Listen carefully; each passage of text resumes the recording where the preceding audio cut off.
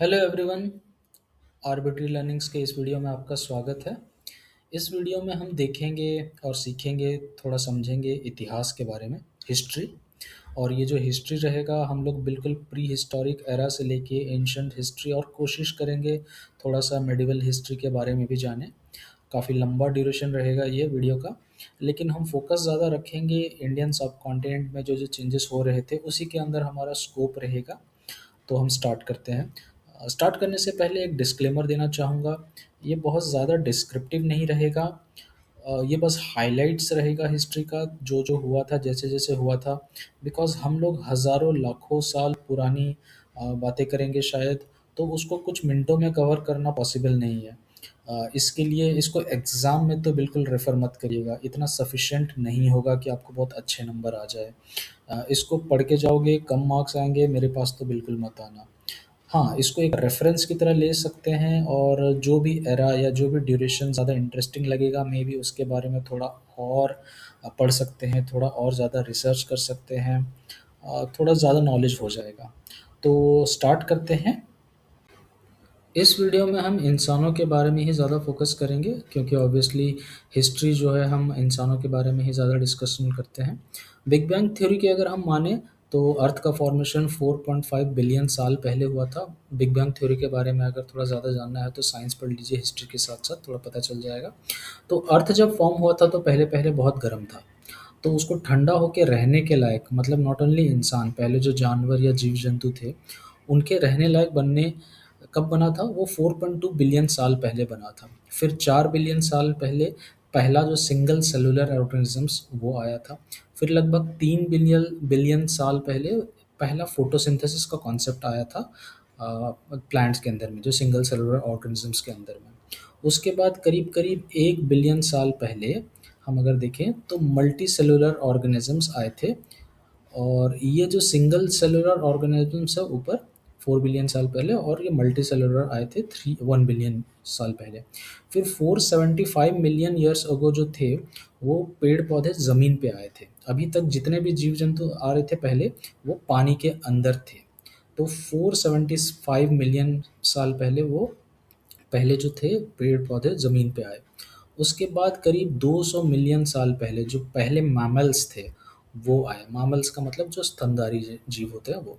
फिर 65 million years ago, जो कि अर्थ के फॉर्मेशन के कंपैरेटिव में बिल्कुल रीसेंट है, डायनासोर जितने भी थे वो ख़त्म हो गए थे। डायनासोर रीज़न क्या था हम उसमें नहीं घुसेंगे, पर आप इतना समझ लीजिए कि 65 मिलियन ईयर्स अगो पहले डायनासोर सारे ख़त्म हो गए थे। और उसके काफ़ी समय के बाद, मतलब recently 2 million years ago humans involve हुए। ह्यूमंस का मतलब वो आज जैसे इंसान नहीं, वो एक स्पीसीज़ थी। उस स्पीसीज़ का नाम होमो हेबिलिस। अगर हम थ्योरी ऑफ इवोल्यूशन की माने तो आपको पता चलेगा कि इंसानों के जो पूर्वज थे वो बंदर की एक प्रजाति थी, जो आगे जाके इंसान बने थे। फिर अराउंड कम से कम 1.4 बिलियन ईयर्स पहले होमो इरेक्टस आए थे। होमो इरेक्टस जो थे वो दोनों पैर पे खड़े हो सकते थे। पहले वाले जो बंदर थे वो चारों पैरों पर चलते थे, ठीक है, यहाँ पर। और यहाँ पर दो पैरों पर खड़े हो सकते थे, और उसके दो पैरों पर खड़े होने से दोनों हाथ उसके फ्री हो गए थे पहली बार। पहली बार जो इंसान सीधा खड़ा हुआ उसको इरेक्टस बोला गया, बिकॉज इरेक्ट। फिर 100,000 साल पहले, जो कि बिल्कुल हाल फिलहाल में है इसके कंपैरिजन में, परफेक्ट होमोसेपियंस बने। जो मतलब आज के रूप में जो है इंसान, वो आज करीब करीब 100,000 ईयर्स 100,000 साल पहले ही बने हैं। तो हम इंसानों के बारे में अगर डिस्कस करेंगे तो हम ये 2 मिलियन ईयर्स अगो से ही करेंगे, ठीक है, यहाँ से। तो आगे बढ़ते हैं। ये एक वर्ल्ड मैप है। अगर आपने ज्योग्राफी आपने थोड़ी सी याद रखी है, तो ये जो ब्लैक वाली मोटी सी लाइन है, इसको हम कहते हैं इक्वेटर। और इक्वेटर जो होता है बेसिकली अर्थ के बीचों बीच से गुजरता है। और इक्वेटर जहाँ से भी गुजरता है, जिस जिस लैंड मास से गुजरता है, वहाँ बहुत ज़्यादा बारिश होती है, और वहाँ फॉर्म हो जाता है इक्वेटोरियल रेन फॉरेस्ट, मतलब जंगल। आपने अमेज़न के बारे में सुना ही होगा, है ना। जो अमेज़न फॉरेस्ट वो इधर कहीं है। अमेज़न बहुत घने जंगल हैं। और साथ में अफ्रीका में भी ये एरिया में बहुत ज़्यादा बारिश होती है। ठीक है। थोड़ा अगर बड़ा करके दिखाऊं तो ये एक ग्लोब है, एक 3D ग्लोब है। जो ये एरिया है इसमें बहुत ज़्यादा बारिश होती है। यहाँ पर इक्वेटोरियल रेन फॉरेस्ट है। तो यहाँ पर बारिश की वजह से पेड़ पौधे बहुत ज़्यादा है, घने जंगल है, पेड़ पौधे बहुत बड़े बड़े लंबे लंबे ऊंचे ऊंचे हैं। और थ्योरी ऑफ इवोल्यूशन की अगर माने तो लाइफ यहीं से स्टार्ट हुई थी, अफ्रीका के इसी रीजन से लाइफ स्टार्ट हुई थी, पहली लाइफ। पहले तो जो इंसानों के जो पूर्वज थे, लाइक जो बंदर प्रजाति के थे, यहीं पर रहते थे।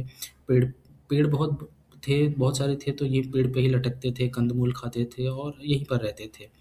फिर किसी दिन तो उनको ख्याल आया होगा कि ठीक है, यहाँ तो जीवन ठीक ठाक चल रहा है, और चलो आगे जाके देखते हैं बाहर क्या है वैसे। कुछ उत्पाती बंदर होंगे जो थोड़े एडवेंचरस नेचर के होंगे, तो उनको ज़रूर ये लगा होगा कि चलो अब बाहर जाके देखते हैं, थोड़ा एक्सप्लोर करते हैं क्या है। यहाँ उन्हें घास के मैदान मिले होंगे और वो फिर आगे चलते गए होंगे, जहाँ जहाँ उनको खाना मिलता गया होगा वो वहाँ वहाँ चलते गए होंगे, सारे दिशाओं में लोग गए होंगे, नॉर्थ में, ईस्ट में, साउथ में, चारों तरफ गए होंगे। यहाँ पर इस रीजन में जब वो थे तब उनको पहली बार आग मिला होगा। जब वो यहाँ से निकल के यहाँ आ रहे होंगे, तो आग से उनको है ना पहला सामना यहाँ हुआ होगा। आग जब मिला होगा तो पहले तो वो भागे होंगे, एक क्यूरोसिटी होगी कि ये क्या चीज़ है चमकती हुई। पास जाकर देखते होंगे तो गर्मी लगती होगी और जल भी जाते होंगे, झुलस जाते होंगे, भागते होंगे उससे बच के।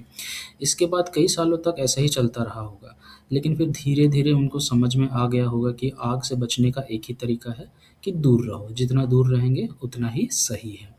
तो जिस तरह से इंसान भागते होंगे, जानवर भी भागते होंगे, कुछ जानवर जल भी जाते होंगे। अब किसी दिन इधर जंगल में आग लगी और जंगल के बहुत सारे पेड़-पौधे, जानवर सब मर गए, जल गए, खाने के लिए कुछ नहीं रहा। तो फिर वो जो बंदर थे, जो बाद में इंसान बने, वो क्या खाएँगे, क्या करेंगे? तो जो जल गए हैं, उन्हीं में से किसी को उठा के खाया होगा। तो उन्होंने जब एक जले हुए जानवर का मांस खाया होगा, तो उनको आ गया होगा जीवन में आनंद। तो यहाँ उनको पहली बार पता चला होगा कि खाना को कच्चा खाने से अच्छा है कि उसको आग में पका के भी खा सकते हैं। तो माइग्रेशन चारों तरफ स्टार्ट हो चुका है, लोग हर डायरेक्शन में जा रहे हैं। यहाँ पर जब इंसान पहुँचे होंगे इस एरिया में, जो पार्ट आप देख रहे हो वो है नील नदी, जो दुनिया की सबसे लंबी नदी मानी जाती है। उसके आसपास का लैंड जो है, ज़मीन बहुत फर्टाइल है, बहुत उपजाऊ है। और यहाँ पर है ना सब कुछ मिलेगा, खाने को मिलेगा, पीने को भी पानी मिलेगा, पेड़ पौधे मिले होंगे, हरियाली होगी और जानवर भी आसपास बहुत ज़्यादा होंगे। तो यहाँ पर लाइफ बहुत अच्छे से सपोर्ट हुई होगी। यहाँ लोग आकर जम गए होंगे, एक सेटलमेंट हो गया होगा। कुछ लोग इस तरफ भी गए होंगे, यहाँ पर उनको सहारा रेगिस्तान मिला होगा, रेत ही रेत। तो फिर कभी ना कभी इधर वापस आके फिर से इसी नील नदी के आसपास ही आकर यहाँ पर रुके होंगे, और एक-एक करके है ना जमावड़ा होता गया होगा, और फिर वहाँ पर बनी थी इजिप्ट की सिविलाइजेशन। जो पिरामिड्स वगैरह बने हैं ये वहीं के लोगों ने बनाया है बहुत सालों पहले। लेकिन यहाँ पर आपको एक बात पता चल जाता है कि नदी का इम्पोर्टेंस कितना ज़्यादा है। तो यहाँ पर काफ़ी टाइम तक लोग थे, और नदी होने के कारण यहाँ पर उनको सब कुछ मिल रहा था, खाना-पीना, हरियाली और पालतू जानवर, यहाँ तक कि है ना वो खेती-वेती भी करना सीख गए थे टाइम के साथ-साथ। लेकिन फिर कुछ एडवेंचरस लोगों को लगा होगा चलो नदी क्रॉस करके देखते हैं कि उस पार क्या है। तो कुछ लोगों ने जब नदी क्रॉस किया रहेगा तो वहाँ उनको आगे मिला होगा लैंड्स, बहुत ज़्यादा ज़मीन मिला होगा, और वो चलते गए होंगे आगे की तरफ, और तब तक चलते गए आगे जब तक उनको एक और दूसरी बड़ी नदी नहीं मिल गई होगी, और उस नदी का नाम था टिग्रिस यूफ्रेट्स। आपने अगर मेसोपोटामिया का नाम सुना होगा तो ये वही था। आज जो मॉडर्न डे इराक है वो उसके आसपास ही है। यहाँ पर भी लोग कुछ समय तक रुके होंगे, और बड़ी नदी मिली है तो यहाँ भी लाइफ सपोर्ट हुई होगी अच्छी खासी, जैसे नील नदी के पास हुई थी। और यहाँ भी एक अलग सिविलाइजेशन बनी थी जिसका नाम था मेसोपोटामिया। कुछ एडवेंचरस लोगों को लगा होगा चलो अब ये टिग्रिस यूफ्रेट्स नदी को भी है ना क्रॉस करते हैं और आगे देखते हैं क्या है। तो वहाँ पर आगे है ना उन्होंने क्रॉस करके देखा होगा, तो वहाँ उनको मिली होगी सिंधु नदी, यानी कि इंडस रिवर। जहाँ पर आगे जाके इंडस वैली सिविलाइजेशन बसा था।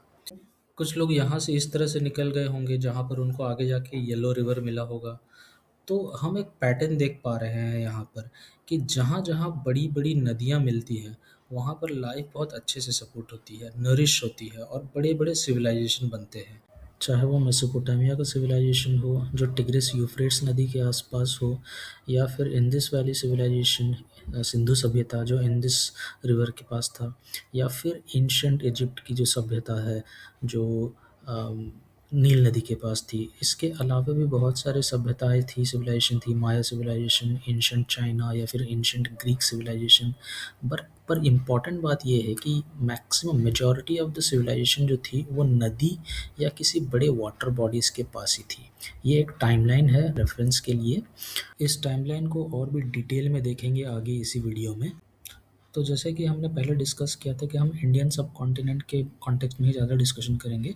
तो वो लोग जो इस रास्ते से इंडस वैली सिविलाइजेशन के रास्ते से अंदर आए थे, वो काफ़ी साउथ तक भी गए, काफ़ी अंदर तक गए हैं। जो यहाँ पर विंध्या है, विंध्या पर्वत वहाँ तक गए हैं, गंगा यमुना तक भी गए हैं, यहाँ पर बिल्कुल अंदर तक घुसे हैं इंडियन मेनलैंड के। और पहले तो इंडस जो है उसी के आसपास जमावड़ा था, लेकिन बाद में नर्मदा जो नीचे साउथ में एक नदी है वहाँ तक भी गए हैं, जिसको हम आगे जाके और थोड़ा डिटेल में देखेंगे। तो टाइमलाइन अगर रेफ़र करें तो हम करीब-करीब 3500 से लेके 2500 बीसी के बीच यहाँ पर आसपास कॉपर की डिस्कवरी हो चुकी है इस बीच में। और कॉपर की डिस्कवरी होने के बाद फिर इंडस वैली सिविलाइजेशन धीरे-धीरे करके बसना स्टार्ट होता है। सिविलाइजेशन क्या होता है? सिविलाइजेशन मतलब एक-एक करके लोग बसते जाते हैं, एक जगह जमा होते जाते हैं और धीरे-धीरे वो संख्या बहुत ज़्यादा हो जाती है लोगों की। और जब बहुत ज़्यादा समय तक एक ही जगह पे बहुत सारी जनसंख्या बस जाती है, तो वो सभ्यता बन जाती है, सिविलाइजेशन बन जाता है। तो इंडस वैली सिविलाइजेशन जो था, वो करीब-करीब 3400 से लेके 1800 बीसी तक का था, जो ऑलमोस्ट 1500 साल का सिविलाइजेशन था। तो जैसे कि मैंने पहले भी मेंशन किया था कि हम अपना डिस्कशन ज़्यादातर इंडियन सबकॉन्टिनेंट के कॉन्टेक्स्ट में ही करेंगे। तो इंडियन सबकॉन्टिनेंट की बात करें तो हमको सबसे पहले इंडस वैली सिविलाइजेशन के बारे में थोड़ा जान लेना चाहिए। ये सिविलाइजेशन अपने समय में बहुत ही ज़्यादा एडवांस था। बहुत सारा ट्रेड्स होता था दूसरे सिविलाइजेशंस के साथ, जैसे मेसोपोटामिया के साथ, पर्शिया के साथ, चाइना के साथ। इससे पहले भी छोटे-छोटे सिविलाइजेशंस थे, but not as prominent as Indus valley civilization. तो हमने जैसे पहले डिस्कस किया था कि उस समय कॉपर की डिस्कवरी हो चुकी थी और करीब-करीब 2500 बीसी के आसपास ब्रोंज़ की भी खोज हो चुकी थी। लोगों ने पता लगा लिया था कि ब्रोंज़ कैसे बनता है। फार्मिंग भी स्टार्ट हो चुकी थी हल्की-फुल्की, लेकिन वो फार्मिंग स्टोरेज नहीं करते थे। मतलब जितना खेती करते थे वो खुद खाकर ख़त्म कर देते थे। वो ऐसी वाली फार्मिंग स्टार्ट हुई थी। उसी टाइम जानवरों को पालतू बनाया जाने लगा था, स्टार्ट हुआ था डोमेस्टिकेशन जो बोलते हैं, डोमेस्टिकेशन स्टार्ट हो गया था। और थोड़ा बहुत आर्ट कल्चर भी आने लगा था इंडस वैली सिविलाइजेशन में। तो ये जो एरिया आप मैप में देख रहे हैं, ये इंडस वैली सिविलाइजेशन का एरिया है। हड़प्पा और मोहेंजोदड़ो, ये हड़प्पा है और ये वाला मोहेंजोदड़ो। और ये दोनों ही सिविलाइजेशन अपने समय में बहुत ही ज़्यादा एडवांस थे। इस एरिया के आर्कियोलॉजिकल खुदाई करने पे ऐसे बहुत सारे एविडेंस मिले हैं, उसके अवशेष मिले हैं। उसमें एक वेल स्ट्रक्चर्ड पूरा हाउसिंग कंपाउंड है जो मिला है हमें। ड्रेनेज सिस्टम था पूरा मिला हुआ है। खिलौने मिले हैं, आर्टिफिशियल स्विमिंग पूल का स्ट्रक्चर मिला है और स्टोरेज खाना रखने के लिए भी मिला है। और अगर आपने अरबी घोड़े के बारे में सुना है तो उसके भी अवशेष मिले हैं। तो इससे पता चलता है कि घोड़े जो अरब से आते थे, यहाँ पर ट्रेड होता था, बिज़नेस होता था अरब कंट्रीज़ के साथ में। यहाँ डॉकयार्ड भी मिला है, आर्ट और कल्चर के बहुत सारे एविडेंस मिले हैं यहाँ पर। इतना ज़्यादा एडवांस होने के बाद भी अराउंड 1800 बीसी में ये पूरी सभ्यता, ये पूरी सिविलाइजेशन विलुप्त हो गई। एग्जैक्ट रीज़न किसी को पता नहीं है, थोड़ा डिबेटेबल है। कुछ लोगों का मानना है कि नेचुरल कैलेमिटी आई होगी, जैसे बाढ़ आया होगा या सूखा आया होगा, जिसके वजह से वो सिविलाइजेशन सरवाइव नहीं कर पाई। कुछ लोगों का मानना है कि इंडो यूरोपियन इन्वेजन हुआ था। अगर आपने आर्यंस का नाम सुना हो, जो ओरिजिनली पर्शिया से थे, इस तरफ से आए थे और उनके आने के बाद इंडस वैली सिविलाइजेशन खत्म हो गई थी। अगर हम वापस अपने टाइमलाइन पे आके देखें तो यहाँ देखते हैं 1800 बीसी में इंडस वैली सिविलाइजेशन बिल्कुल फिनिश हो गई और उसके अगले 300 सालों तक के हमारे पास कोई इन्फॉर्मेशन नहीं है, कोई सॉलिड इन्फॉर्मेशन नहीं है कि नेक्स्ट 300 ईयर्स तक क्या हुआ था। इतनी बड़ी सिविलाइजेशन, इतने सारे लोग अचानक से कहाँ चले गए। और 300 साल के बाद जो भी डिटेल्स हमको मिलते हैं, जो भी स्टडीज़ हुई है, वो गंगा के आसपास हमको मिलते हैं ट्रेसेस। पर इस बात का कोई कॉन्फर्मेशन नहीं है कि क्या ये इंडस वैली सिविलाइजेशन के लोग ही थे जो अंदर आ गए हैं या फिर जो आर्यन इन्वेडर्स थे वो है। वापस अपने टाइमलाइन को रेफ़र करें तो यहाँ हमको पता चलता है कि वो 300 साल के बाद हमको अब गंगा नदी के आसपास पॉपुलेशन के एविडेंस मिलते हैं और यहाँ से स्टार्ट होता है ऋग्वेदिक एरा। ऋग्वेदिक एरा और उसके बाद लेटर वैदिक एरा, ये दोनों मोस्टली कनेक्टेड ही हैं। दोनों सेम नहीं है लेकिन कॉन्टिन्यूएशन में है। और 1800 बीसी से करीब करीब 400 बीसी तक ऋग्वेदिक एरा और फिर लेटर वैदिक एरा मिलके हैं। भारत का जो वैदिक काल है वो यही ड्यूरेशन है। जो ऋग्वेदिक एरा है वो मेजरली सप्त सिंधु रीजन में था। ये वाला जो एरिया नॉर्थ में है वो सप्त सिंधु रीजन बोलते हैं इसे। और यहीं पे ऋग्वेदिक एरा ज़्यादातर कॉन्सेंट्रेटेड था। और लेटर वैदिक एरा थोड़ा और आगे ईस्ट में गंगा के आसपास हिमालय के फुटहिल्स पे कॉन्सेंट्रेटेड था। ऋग्वेदिक एरा में एक जो मेजर बुक लिखी गई थी, किताब लिखी गई थी, उसे हम ऋग्वेद के नाम से जानते हैं। और अगर हम लेटर वैदिक एरा की किताबों के बारे में बात करें तो इसमें सामवेद, यजुर्वेद, अथर्ववेद, ये तीनों बाकी के वेद लिखे गए हैं। और ऋग्वेदिक एरा के समय में ज़्यादातर कैटल्स रखे जाते थे, डोमेस्टिक एनिमल्स रखे जाते थे और फार्मिंग्स बहुत ही कम स्केल पर होती थी। लेकिन लेटर वैदिक एरा में पहुँचते-पहुँचते फार्मिंग बिल्कुल फुल स्केल पर होने लगी थी, क्योंकि लेटर वैदिक एरा में ही आयरन की खोज हो चुकी थी। इसलिए पेड़ों को काटना आसान हो गया था, जंगल को काटकर खेत बनाया जा सकता था आराम से और इसलिए ज़्यादा मात्रा में खेती हो सकती थी। वैदिक काल के बारे में और थोड़ा देखें तो ऋग्वेदिक एरा में ही आग और बारिश के देवता का कॉन्सेप्ट आ गया था, यानी इंद्र का कॉन्सेप्ट आ गया था। यहाँ पर आग और बारिश की पूजा होती थी। इंद्र को यहाँ पर लोग एक वॉरियर की तरह मानते थे। आपने सोमरस सुना होगा, जो सोम पेड़ से आता है, वो ऋग्वेदिक एरा में ही बनना स्टार्ट हुआ था। और यहाँ पर ही राजाओं का कॉन्सेप्ट स्टार्ट हुआ था, लेकिन बिल्कुल जन लेवल पे। जन लेवल का मतलब है, फॉर एग्जांपल एक पर्टिकुलर ट्राइब अगर कह ले, समझ लीजिए कि ब्राह्मण होते हैं त्रिवेदी। तो अगर एक गांव है जो त्रिवेदियों का है, वहाँ सारे त्रिवेदी है। एक गांव है सारे चतुर्वेदियों का है, सारे चतुर्वेदी है। एक गांव है जिसमें सारे द्विवेदी हैं। तो इन सबको मिला दिया जाए तो एक कम्युनिटी बनती है। तो इसी बड़े समूह को जन बोला जाता था, इसी कम्युनिटी को जन बोला जाता था। तो ये जो कम्युनिटी है, ये जो जन है, इसका एक मुखिया चुना जाता था जो इन तीनों ट्राइब्स को रिप्रेजेंट करता था। हालांकि उसी को है ना राजा बोलते थे, लेकिन उसके पास ऐसा कोई पावर नहीं होता था। वो खुद भी खेती करता था, वो खुद भी अपने जानवर चराता था, लेकिन वो इनको रिप्रेजेंट करता था। तो वो उस टाइप का राजा था। राजा का कॉन्सेप्ट स्टार्ट हुआ था, लेकिन एज सच वो राजा नहीं था, जो पावर होता है राजा के पास, ऐसा कुछ नहीं था। और यहाँ पर दो वर्ण भी हुआ करते थे, आर्या या फिर दस्यु। आर्या और दस्यु दोनों ऑपोजिट थे एक दूसरे के। तो या तो आप आर्या और दस्यु को अमीर और गरीब की तरह देख लो, या फिर काले और गोरे की तरह देख लो, या फिर पावरफुल और वीक की तरह देख लो। तो ये वर्ण का कॉन्सेप्ट था उस समय। यहाँ पर टैक्सेशन बिल्कुल भी नहीं था, आप खुद कमा रहे हैं, खुद खा रहे हैं। इस टाइम पर वॉलंटरली लोग बलि दे सकते थे अगर किसी का मन होता है तो वो अपने मन इच्छा से बलि दे सकते थे। और ऋग्वेदिक में कोई है ना स्टैंडिंग आर्मी नहीं हुआ करती थी। जो फार्मर्स होते थे या फिर जो चरावा होते थे, जो जानवर चराते थे, अगर कुछ कॉन्फ्लिक्ट होता था तो वही आपस में निपटा लिया करते थे।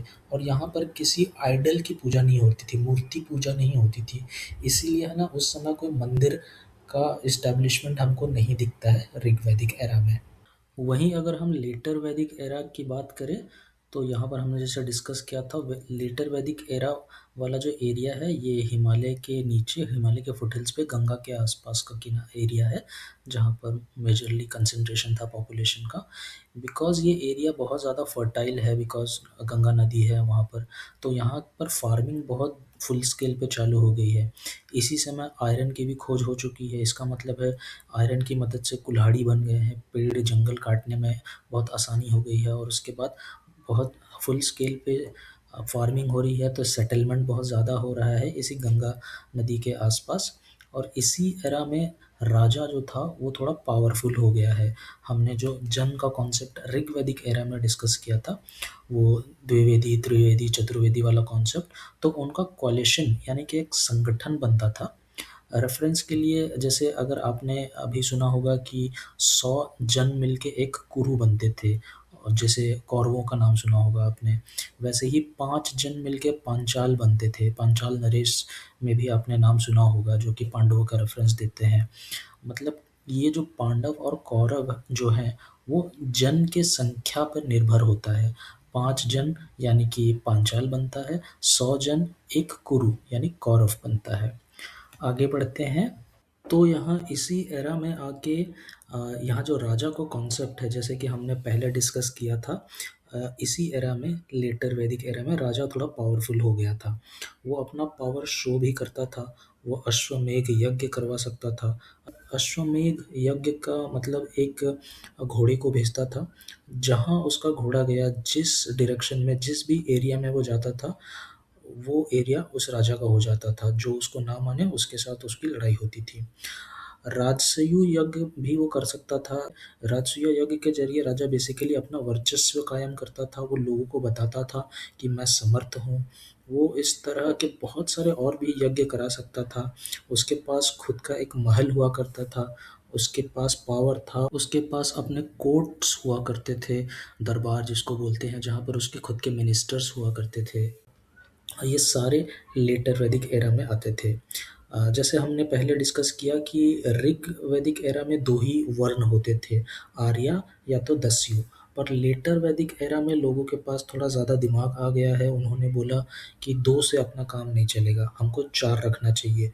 तो उन्होंने एक ब्राह्मण रखा, एक क्षत्रिय रखा, वैश्य और एक शूद्र, ये चार रखे। तो कास्ट सिस्टम वहाँ से इंट्रोड्यूस हो गया था। तो यहाँ से अपने इंडियन कल्चर में छुआछूत वाला कॉन्सेप्ट स्टार्ट हो गया था। यहाँ पर जनता पे टैक्स लगने लगा था, क्योंकि राजा पावरफुल हो गया था। इसका मतलब उसको आर्मी रखनी पड़ी थी, और आर्मी रखा है तो उसको मेंटेनेंस सपोर्ट के लिए टैक्स लगाना चालू हो गया था।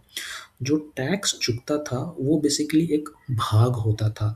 आज जो हम भाग वर्ड सुनते हैं, इस्तेमाल करते हैं, जैसे ये तेरा भाग, ये मेरा भाग, तो ये भाग जो वर्ड है ये उसी समय लेटर वैदिक एरा में इंट्रोड्यूस हुआ था। जो एक्चुअली किसी भी चीज़ का 1/6 हुआ करता था। 1/6 वॉज 1 भाग। तो मतलब टैक्स जो है एक भाग देना पड़ता था, मतलब अपनी कमाई का 1/6। यहाँ पर पत्थर मूर्तियों की पूजा जस्ट स्टार्ट होने लगी थी, तो मंदिर भी बनने लगे थे। और यहाँ पर एक इम्पॉर्टेंट चीज़ जो स्टार्ट हुई थी वो बार्टर सिस्टम था। बार्टर सिस्टम का मतलब मैं किसी को गेहूँ दूंगा और वो मुझे बदले में कपड़े दे दे। तो अभी तक करेंसी इंट्रोड्यूस नहीं हुई थी, यहाँ पर बार्टर सिस्टम चलता था। यहाँ पर करीब 600-700 बीसी के आसपास, जब लेटर वैदिक एरा ख़त्म हो गया, तो महाजनपद का कॉन्सेप्ट देखने को मिलता है। महाजनपद का मतलब है बहुत सारे जन मिलते हैं तो वो मिलकर महाजनपद बनाते हैं।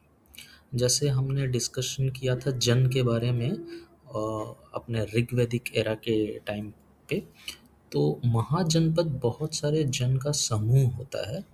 कुछ एग्जाम्पल्स देख लेते हैं। जैसे ये गंगा के किनारे कौशल हुआ, काशी, मगध हुआ जो आगे चल के बहुत प्रोमिनेंट बनने वाला है। अंग का नाम आपने सुना होगा, जैसे अंगराज कर्ण। कुरु, पांचाल या फिर गांधार, वो महाभारत के टाइम का गांधार सुना ही होगा आपने। तो ये सब कुछ एग्जाम्पल्स हैं महाजनपद के। गांधार की राजधानी थी टक्सिला, और टक्सिला एक बहुत ही इम्पॉर्टेंट जगह है जो आगे जाके हम और भी डिटेल में डिस्कशन करेंगे। फ़िलहाल के लिए ये जो बड़े बड़े महाजनपद थे वो बहुत ज़्यादा पावरफुल हो गए थे, और इनके बीच में आपस में टसल चलते रहते थे पावर के लिए, एक्सपेंशन के लिए। और इसी टसल में जो मगध था वो विनर रहा, और ये जो आगे जाके बहुत ज़्यादा पावरफुल हुआ, एक्सपैंड हुआ और मगध साम्राज्य बना। ये जो मगध साम्राज्य बना है ये लेटर वैदिक एरा के इमीडिएटली बाद मगध साम्राज्य की स्थापना हुई है। अगर अपने टाइमलाइन को रेफर करें तो यहाँ पर करीब 600 से 700 बीसी के आसपास मगध साम्राज्य इस्टेब्लिश हो गया था, मगध साम्राज्य का स्थापना हो गया था। और ये वाला जो मैप आप यहाँ रेफर करेंगे तो ये मगध साम्राज्य बिल्कुल स्टार्ट में इतना बड़ा हो चुका था। मगध साम्राज्य को स्थापित करने वाली जो पहली डायनेस्टी थी वो हरियंका डायनेस्टी थी, और हरियंका डायनेस्टी के सबसे पहले राजा थे बिंबिसारा। बिंबिसारा का टाइमिंग ऑलमोस्ट सेम ही है गौतम बुद्ध और महावीर के टाइम का। यहाँ टाइमलाइन में आप देख पाएंगे कि ये पीरियड में हरियंका डायनेस्टी है, और यहाँ पर गौतम बुद्ध और महावीर दोनों की एंट्री हो जाती है ऑलमोस्ट सेम एरा पे, सेम टाइमलाइन पे। एक चीज़ यहाँ पर बहुत इंपॉर्टेंट बता दूं कि बुद्ध और महावीर दोनों ही एक ही टाइम पे प्रेजेंट तो थे, लेकिन कभी भी एक दूसरे से मिले नहीं थे। गौतम बुद्ध जो थे उनका रियल नाम सिद्धार्थ था। वो नेपाल में कपिलवस्तु नाम के एक राज्य था वहाँ से आए थे, लेकिन इवेंचुअली वो बिहार में गया नाम की एक जगह है वहाँ पर आके उनको सिद्धि मिलती है, ब्रह्म ज्ञान की प्राप्ति होती है, और वो सिद्धार्थ से गौतम बुद्ध बन गए।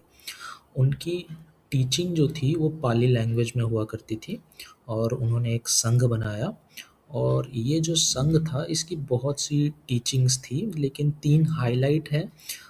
उसके 3 मेन प्रिंसिपल कह सकते हैं। इसमें एक है बुद्ध यानी आत्मा, फिर है धम्म यानी कि धर्म का पालन करना है, और तीसरा है संघ मतलब संघ में ही रहना है जिसकी स्थापना इन्होंने की थी। तो एक है बुद्ध, धम्म और संघ।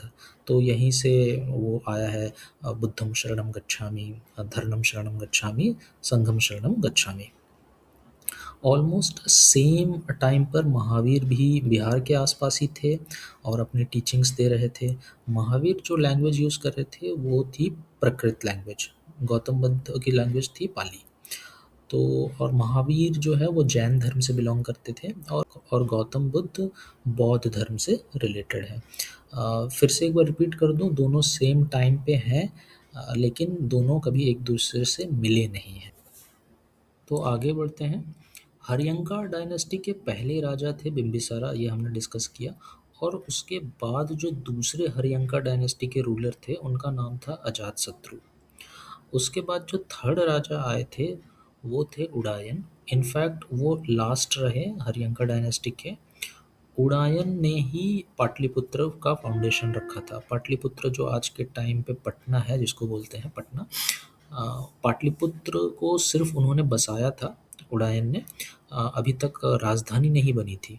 पाटलिपुत्र के आने से पहले हरियंका डायनेस्टी का कैपिटल यानी राजधानी राजगृह नाम से एक जगह थी, वो थी।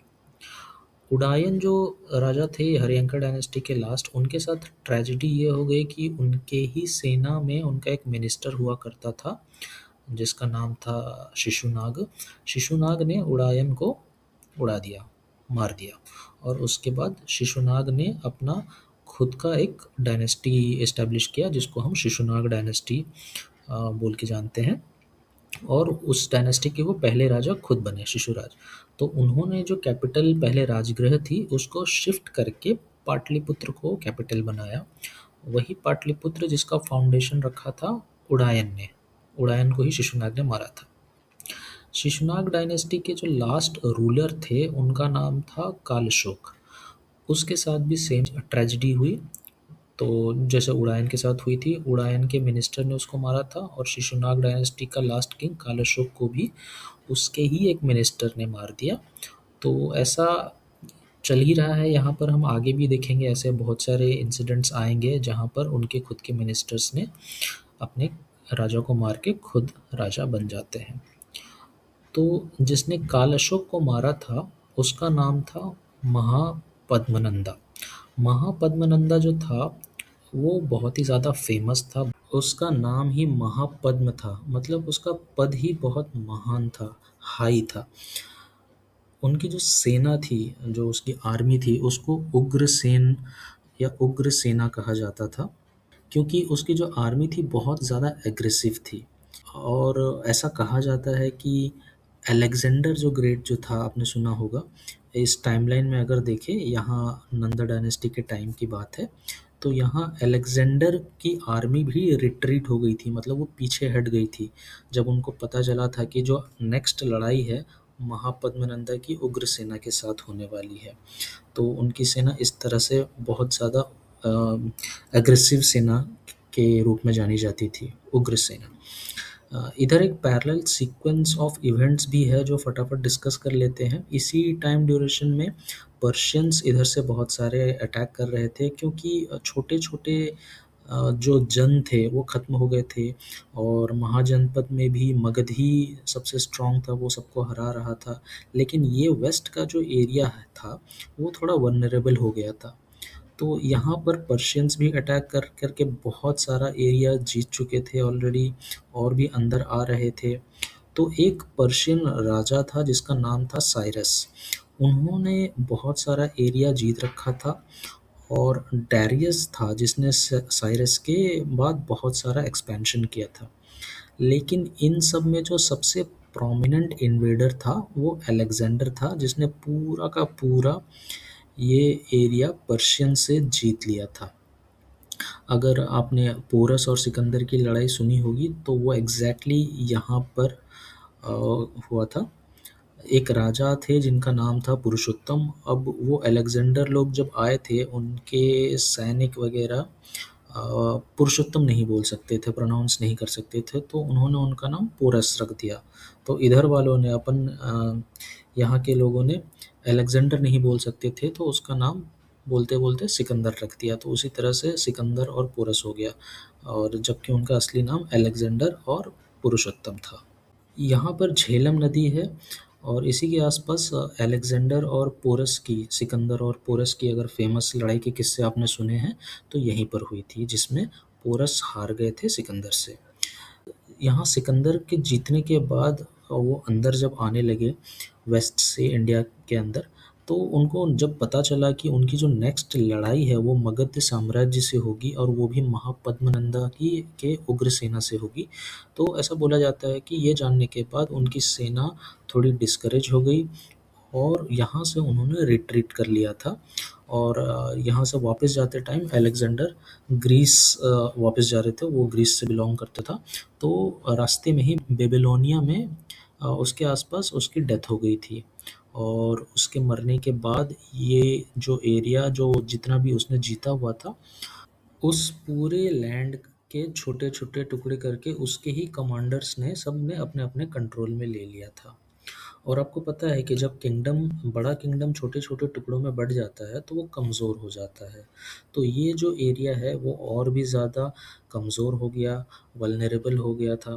तो इधर से अब फ़ॉरेन अटैक्स अब ज़्यादा होने लगेंगे। आगे हम देखेंगे, डिस्कस करेंगे कि इसी वेस्ट फ्रंट से ही फ़ॉरेन अटैक्स ज़्यादा होंगे, इन्वेजन्स होंगे। वापस अगर हम नंदा डायनेस्टी में आके देखें, तो महापद्मनंदा के बाद आया धनानंद। धनानंद के जीवन में कोई ऐसा तकलीफ नहीं था, क्योंकि अलेक्जेंडर ऑलरेडी वापस जा चुका था, और वैसे भी उस समय मगध साम्राज्य सबसे ज़्यादा ताकतवर था। और तो धनानंद के जीवन में बस दो ही चीज़ था, एक तो धन था और दूसरा आनंद था। उसके पास बहुत सारा धन था, और उस धन से वो बहुत सारा आनंद लेता था, अय्याशी करता था, लाइफ के मज़े वही लेता था। धनानंद के समय में ही एक बहुत इम्पोर्टेंट चीज़ हुई थी। हमने पहले डिस्कस किया था टकशिला को लेके। टकशिला यानी कि तक्षशिला। यहाँ से चाणक्य आए थे। चाणक्य का नाम आपने ज़रूर सुना होगा। वो बहुत बड़े विद्वान, टीचर, अर्थशास्त्री और पॉलिटिशियन कह लो उस समय के। तो उन्होंने एक बुक लिखी थी, अर्थशास्त्र की बुक लिखी थी। वो उस बुक को लेके धनानंद के पास आए और उन्होंने धनानंद के सभा में कहा कि ये बहुत रिसर्च करके ये बुक लिखी हुई है, तो आप इसको पढ़ो और अपना जो राजपाट है इस किताब के अनुसार, इस पुस्तक के अनुसार चलाओ। तो धनानंद ने बोला कि इसकी कोई ज़रूरत नहीं है मुझे, तुम एक काम करो कि निकलो यहाँ से। बेसिकली उसने चाणक्य का इंसल्ट किया थोड़ा सा और उसको बाहर निकाल दिया।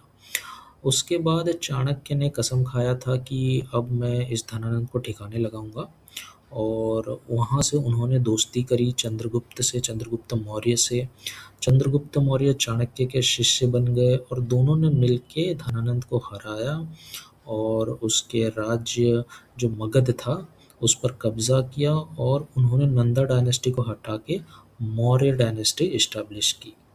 तो मौर्य साम्राज्य यानी मौर्य डायनेस्टी की एक बहुत ही इम्पोर्टेंट डायनेस्टी है ये इंडियन सब कॉन्टिनेंट में।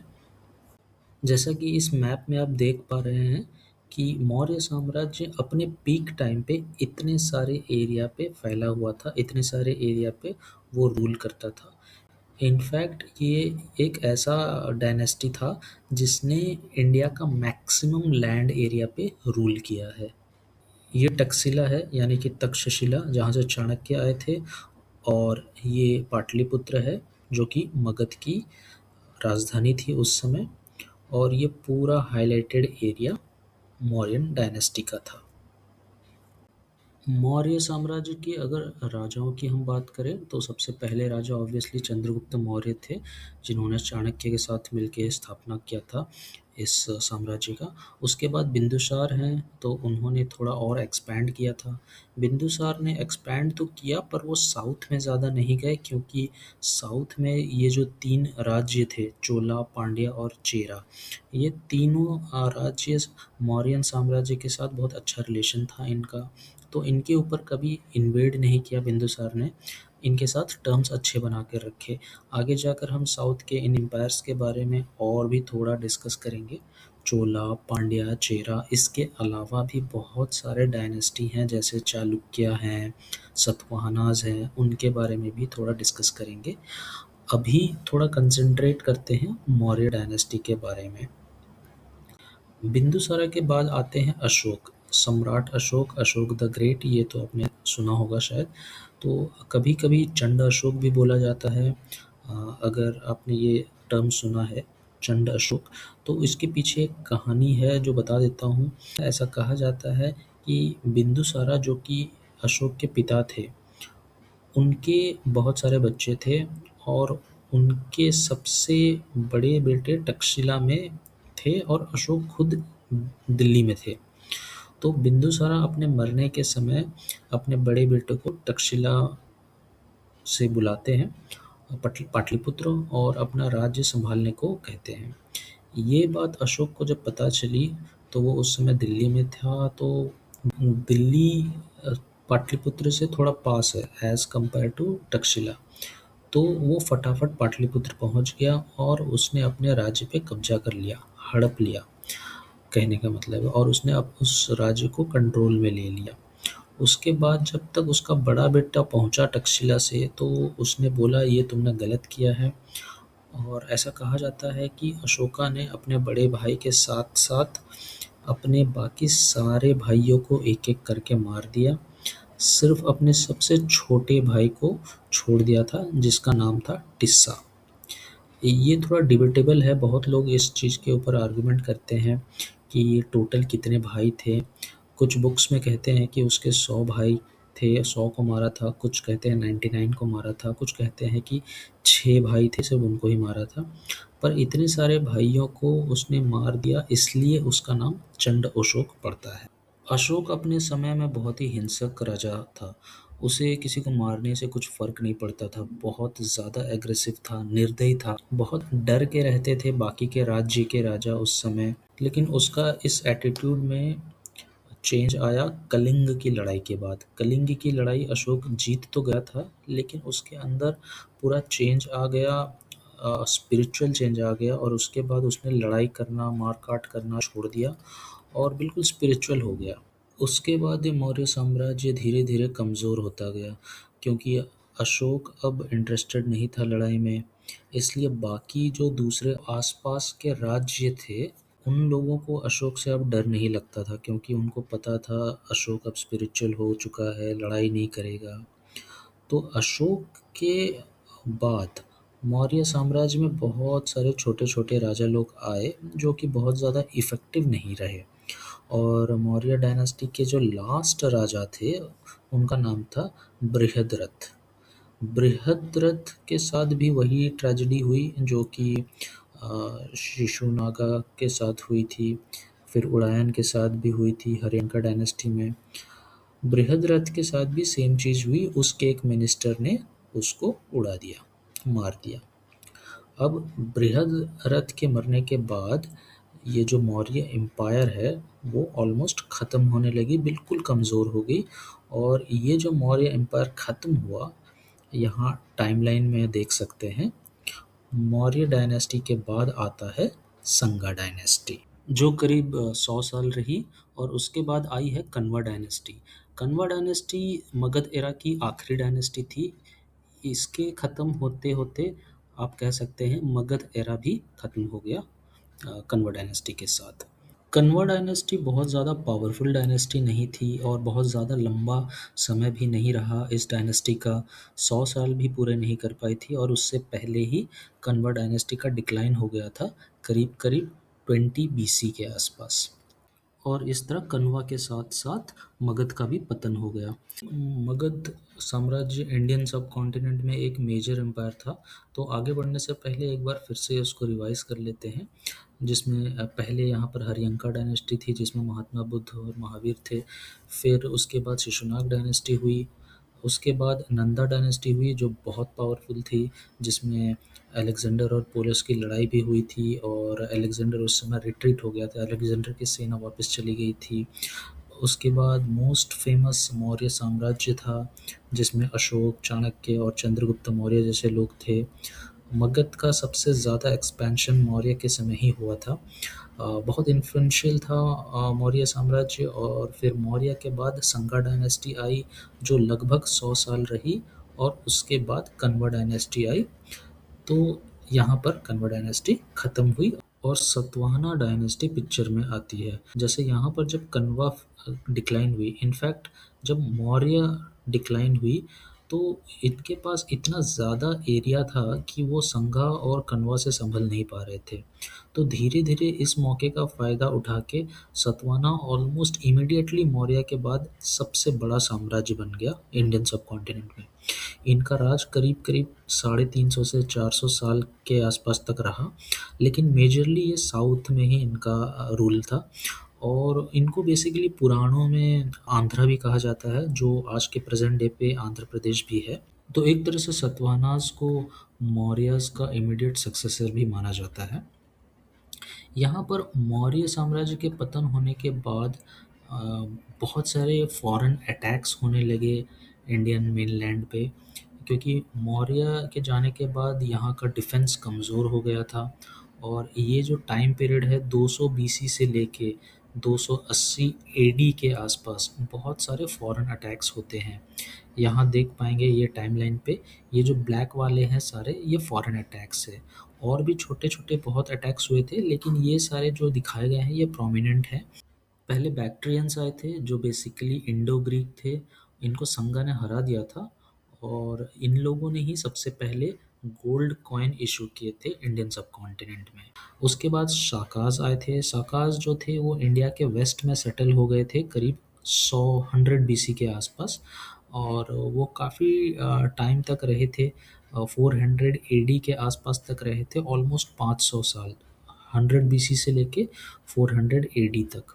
उसके बाद पार्थियंस आए थे जो कि ओरिजिनली ईरान से आए थे और अटैक किया था इनफैक्ट उन्होंने। फिर कुषाण लोग आते हैं जो करीब करीब 0 AD से लेके 300 AD तक उनका प्रेजेंस रहता है, करीब 300 साल के आसपास। कुषाण के जो मेजर रूलर थे कनिष्क थे और उन्होंने मथुरा में अपनी राजधानी बनाई थी। कुषाण लोग जो थे, इन लोगों ने यहाँ का इकोनॉमिक्स का डायनामिक्स पूरा चेंज कर दिया था।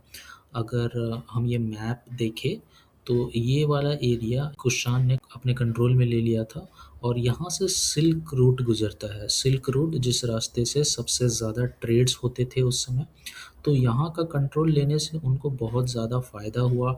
टोल टैक्स कलेक्शन यहाँ पर उन्होंने चालू किया। यहाँ का इकोनॉमिक्स बहुत फ्लोरिश होता है और उन्होंने काफ़ी ज़्यादा पैसे इकट्ठे किए। और सबसे बड़ी बात ये कि उन्होंने पैसे इकट्ठे करके या लूट के यहाँ से बाहर नहीं गए, वो पैसे को यहीं पर देश में ही रखा, भारत में ही रखा और यहाँ पर बहुत सारे डेवलपमेंट करवाए। अगर आपने सुना होगा कि भारत पहले सोने की चिड़िया थी, तो ये वही फ़ेज़ था जहाँ पर अपना देश सोने की चिड़िया बनने का फाउंडेशन स्टार्ट हो गया था। यहाँ पर उनका रीज़न मेनली यही था कि उस समय ट्रेड्स बहुत ज़्यादा होने लगा था। नॉर्थ वेस्ट फ्रंटियर से बहुत सारे फॉरेनर्स आ रहे थे उस रास्ते से। मतलब नॉर्थ ईस्ट फ्रंटियर से इसलिए आ रहे थे क्योंकि वहाँ से उस एरिया में कोई शक्तिशाली राजा नहीं था, तो उस वो रास्ता एक तरह से खुल गया था। तो विदेशी आ रहे थे, ट्रेड्स हो रहा था, कल्चर एक्सचेंज हो रहा था, बिज़नेस बहुत अच्छे से चल रहा था और काफ़ी ज़्यादा कमाई भी हो रही थी। कुशन्स के बाद आते हैं गुप्ताज़। गुप्ता जो थे वो कुशन के यहाँ पर पहले जमींदार हुआ करते थे, सामंत भी जिसको कहते हैं। तो कुशन्स के यहाँ पर बहुत सारे सामंत थे, उसमें से एक थे गुप्ता। तो उनके पास है ना छोटे-छोटे एरिया पे उनका कंट्रोल हुआ करता था। और जैसे ही कुशन बिल्कुल कमज़ोर हो गए, कुशन डायनेस्टी डिक्लाइन हो गई, तो गुप्ताज़ ने अपनी डायनेस्टी खड़ी कर दी। तो गुप्ता का जब टाइम आता है तब तक मगध एरा पूरा ख़त्म हो चुका था। मगध एम्पायर की सारी डायनेस्टीज़ हरियंका, शिशुनाग, नंदा, मौर्य ख़त्म हो चुके थे। संगा और कण्वा ख़त्म हो गए थे। तो मेजर जो डायनेस्टी बची थी वो सिर्फ सतवाना थी, चोला, पांड्या और चीरस थे जो हम आगे देखेंगे। जैसे हमने पहले डिस्कस किया था कि गुप्ताज़ जो थे वो कुशन्स के यहाँ पर जमींदार थे, तो इनके यहाँ से बहुत कुछ सीखा है उन्होंने कुशन्स के यहाँ से। जब गुप्ता साम्राज्य की स्थापना हुई थी, तो गुप्ता कहीं न कहीं कुशन से कनेक्टेड थे। उन्होंने कुशन से बहुत कुछ सीखा, जैसे कि बूट्स कैसे पहनते हैं, ट्राउज़र्स कैसे पहनते हैं, घोड़े के ऊपर जो बैठते हैं, सैडल लगा के बैठते हैं, जो घोड़े के ऊपर जो गद्दी होती है, जिससे वो घोड़े के ऊपर ज़्यादा टाइम तक कंफर्टेबली बैठ पाएँगे और मूवमेंट थोड़ी-सी जल्दी हो पाएगी। ये सारी जानकारी उन्होंने अपनी आर्मी में एडॉप्ट किए, जिससे कि उनकी आर्मी बहुत ज़्यादा ताकतवर बनी और बेसिकली ये मिलिट्री अपग्रेड्स हुए उनके आर्मी में। और इस वजह से उनको आगे जाके अपने कॉन्क्वेस्ट में, अपने बैटल्स, लड़ाइयों में बहुत हेल्प मिली, थोड़ा एडवांटेज रहता था उनको, बिकॉज़ वो थोड़े से कंपैरेटिवली मॉडर्न हो गए। और पहली बार जो थे हॉर्समैन आए थे, जो घुड़सवार आए थे, जिनका बहुत ज़्यादा इम्पोर्टेंस मिलता है उस समय। और ये हॉर्समैन इतनी ज़्यादा इम्पोर्टेंट हो जाते हैं किसी आर्मी के लिए कि वो हाथी और रथ उनको भी हराने के लिए स्ट्रैटेजी बना सकते थे, क्योंकि ये फास्ट थे। और हाथी और रथ याद रखिए वो पहले बहुत ज़्यादा इम्पोर्टेंट हुआ करते थे। वो इतने इम्पोर्टेंट थे हाथी कि अलेक्जेंडर के टाइम पे, जब अलेक्जेंडर की इतनी पावरफुल आर्मी आई थी और जब उसकी सेना को पता चला था कि उनकी जो नेक्स्ट लड़ाई है वो नंदा डायनेस्टी के उग्र सेना से होगी, जिसमें हाथी बहुत सारे हुआ करते थे, तो अलेक्जेंडर की सेना का भी मनोबल टूट गया था और वो वहाँ से रिट्रीट कर गई थी। उनको वो हाथियों से भरी हुई सेना से नहीं लड़ना था। तो हाथी बहुत इम्पोर्टेंट थे, पर गुप्ताज़ के आने के बाद घुड़सवार या हॉर्समैन बहुत ज़्यादा इम्पोर्टेंट हो गए थे, बिकॉज़ उन्होंने जो मिलिट्री अपग्रेड्स किए थे कुशन्स से सीख के, तो उसके बाद हॉर्समैन अभी हाथियों से ज़्यादा इम्पोर्टेंट हो गए थे। गुप्ता डायनेस्टी के राजाओं के बारे में थोड़ा देख लेते हैं। तो सबसे पहले राजा जो थे गुप्ता डायनेस्टी के, वो थे श्रीगुप्ता। श्रीगुप्ता ही थे जो कुशन्स के यहाँ पर सामंत हुआ करते थे। कुशन्स के जाने के बाद इन्होंने अपने आप को राजा घोषित कर दिया और उन्होंने गुप्ता साम्राज्य का नींव रखा था, उन्होंने इस्टेब्लिश किया था। उसके बाद आते हैं चंद्रगुप्त वन। ध्यान रहे ये मौर्य साम्राज्य के चंद्रगुप्त मौर्य नहीं है, ये गुप्ता साम्राज्य के चंद्रगुप्त है, ये अलग है। चंद्रगुप्त प्रथम जो गुप्ता साम्राज्य के पहले मेजर राजा थे, इनको एक टाइटल आपने अगर सुना होगा महाराज धीराज, तो ये टाइटल उनके टाइम से ही स्टार्ट हुआ था। महाराज धीराज का मतलब होता है राजाओं के राजा। तो चंद्रगुप्त प्रथम के टाइम पर लिटरेचर और आर्ट का बहुत ज़्यादा एक्सपेंशन हुआ था। इनके बाद एक रूलर आए थे समुद्रगुप्ता। समुद्रगुप्ता टेरिटरी एक्सपेंशन पे बहुत ज़्यादा बिलीव करते थे। उन्होंने बहुत ज़्यादा एक्सपैंड किया था गुप्त साम्राज्य को, बहुत एग्रेसिव थे और काफ़ी एक्सपेंशन पॉलिसी थी उनकी। और उन्होंने साकाज और कुशन्स के जो बचे कुचे थोड़े बहुत भी जो भी अ, अब स्टेट्स थे, राज्य थे, पावर थे, वो पूरी तरह से उन्होंने ख़त्म किया था समुद्रगुप्ता ने। इनके बाद अगले जो मेन रूलर आते हैं वो है चंद्रगुप्त टू, चंद्रगुप्त द्वितीय। चंद्रगुप्त द्वितीय को एक खास टाइटल मिलता है विक्रमादित्य। ये बहुत ज़्यादा विख्यात थे, बहुत ही ज़्यादा शक्तिशाली थे। और आपने कालिदास का नाम तो ज़रूर सुना होगा, तो कालिदास इनके ही सभा में थे। और कालिदास की जब बात आई है तो थोड़ा उनके बारे में जान लेते हैं। कालिदास का इंडियन लिटरेचर पे बहुत मेजर कंट्रीब्यूशन है। उन्होंने बहुत सारे फेमस उपन्यास बुक्स लिखी हैं, जैसे कि मेघदूतम है, अभिज्ञान शकुंतलम है, और भी बहुत सारे हैं। इसी समय आर्यभट्ट भी हुए थे जिन्होंने ज़ीरो का आविष्कार किया था। विक्रमादित्य की सभा में ही वात्स्यायन भी थे जिन्होंने कामसूत्र बुक लिखी थी। और चंद्रगुप्त दो के बाद कुछ खास मेजर राजा तो नहीं आए गुप्ता डायनेस्टी में, लेकिन एक राजा हुए थे कुमारगुप्त। उन्होंने नालंदा यूनिवर्सिटी की स्थापना करी थी।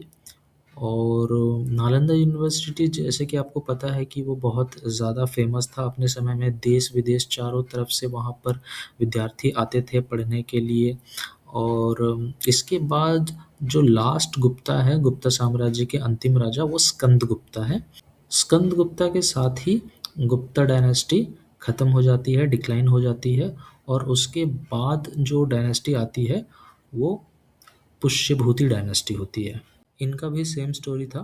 वो गुप्ता के अंडर ही सामंत या कमांडर टाइप से थे, जिन्होंने गुप्ता के जो आखिरी राजा थे स्कंदगुप्ता, उसको मारा और पुष्यभूति साम्राज्य की स्थापना की। पुष्यभूति के समय उनकी जो राजधानी थी वो कन्नौज थी। और इस डायनेस्टी में जो सबसे प्रोमिनेंट राजा थे वो थे हर्षवर्धन। हर्षवर्धन ने भी आर्ट, कल्चर और लिटरेचर का बहुत फैलाया और बढ़ावा दिया। इनके टाइम पे लॉज़ बहुत ऑर्गेनाइज़ हो गए थे, सिस्टमैटिक हो गए थे, क्राइम्स कम हो गए थे।